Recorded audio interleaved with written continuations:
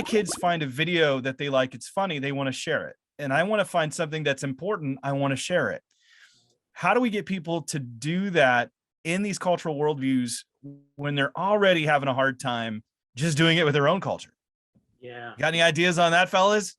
Well, no, you're right on part of the problem we're trying to deal with. So at Asbury Seminary, for the last 8 years, every semester we have a non-credit course that is for 8 weeks, 1 hour a week, have a meal together and talk about practical evangelism, model it, and then they have exercises. Knox Fellowship has partnered with us to be able to make that available free to students.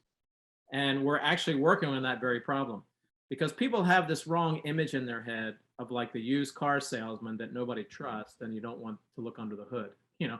So Rick Richardson uses this term of like a spiritual guide or a spiritual mentor. And I like the connotation of being like a really good friend who's empathetic and listens to you and helps you to belong with others and has a purpose in his own life that is making you a better person. I mean, doesn't everybody want something like that? You know, I mean, really. So if we move away from like two extremes, one is people feel like they don't want to be the person like on the street corner yelling at people. They don't want that extreme. And then the other extreme is like a Billy Graham who knows all the answers to every objection. They can't be that.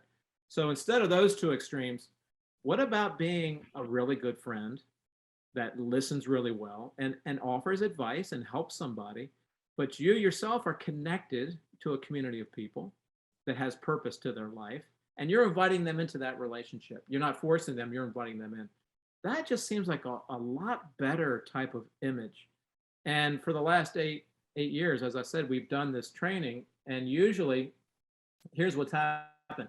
People have increased their competency by 300%, and their confidence has increased by 100% by going through this process that we make available to people. And one of those big sessions is about this intercultural piece, this whole pluralism. How do you engage pluralism?